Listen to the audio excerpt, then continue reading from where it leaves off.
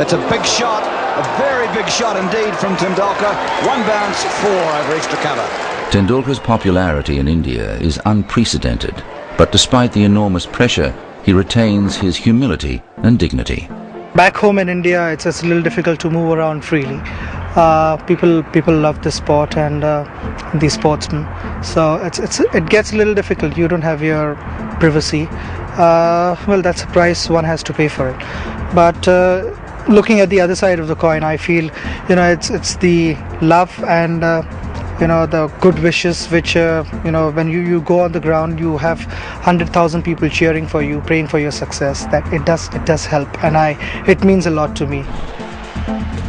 Over a long time he's been under scrutiny, under the spotlight, and you can never really look back and say he's done anything wrong. So he's dealt with it particularly well. Oh, he's like a god in this country. I mean, he's treated like a god, and he behaves like a god as well, literally, because a person with so much of expectations, with so much of pressure on his head, you never see him lose his temper. As I said, like he would, if anybody wants to get photographed with him, he'll never say no.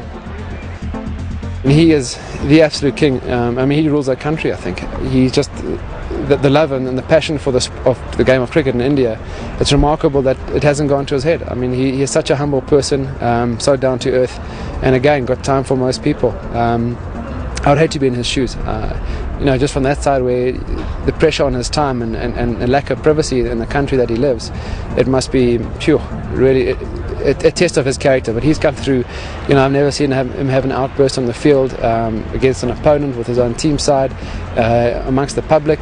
So he's a person who really he's kept his nose really clean, and I just think he's got a good heart.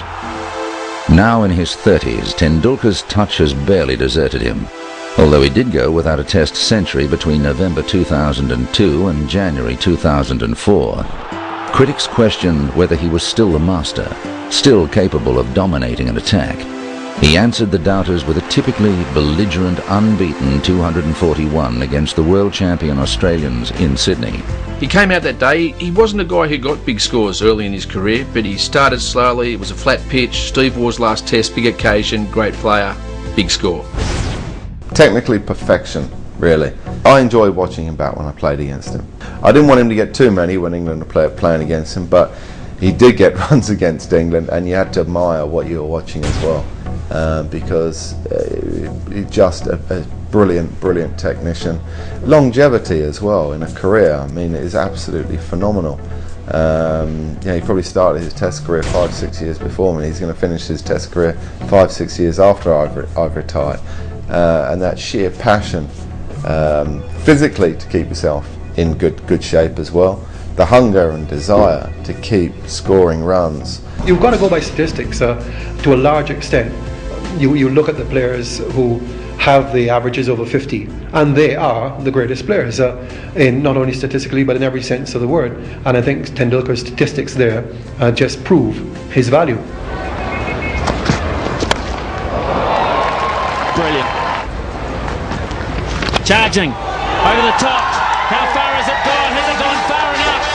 It has, and Tendulkar has 100. Sachin Tendulkar is the sort of modern Indian great.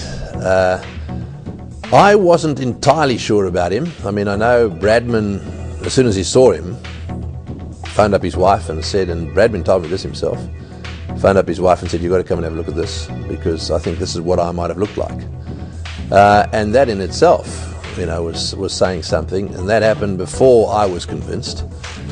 Then I went and watched him play on some of the good wickets, and in particular I saw him play some innings in Sharjah, in one-day cricket, and he was just something else.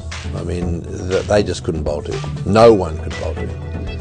And he played every shot in the book. I mean, he didn't just play at that wonderful straight drive back past the onside of the stumps down the other end. He played every single shot in the book. I set myself a lot of goals, but I keep it to myself. I don't usually speak out. but it's always nice to have targets. Sometimes you reach your target, you feel happy, you want to better it. If you don't reach your target, the next time you try harder, and if you surpass your target, you want to try and score more and more runs. So eventually it boils down to scoring more and more runs the next time you go in.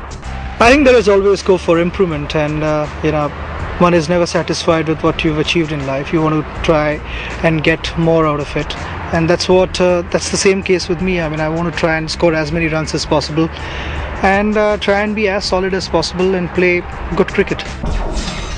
Tendulkar, tremendous cricket, wonderful cricket. I would come out on my bed any time to watch him.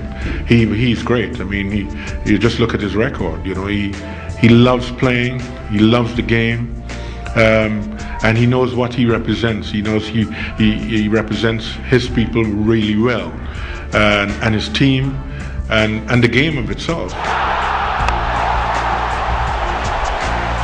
By general consensus, he is still one of the best batsmen in the game today, and is amongst the top 4 specialist bats of all time. He remains cricket's most popular player, particularly on the subcontinent. We celebrate him amongst ESPN's Legends of Cricket.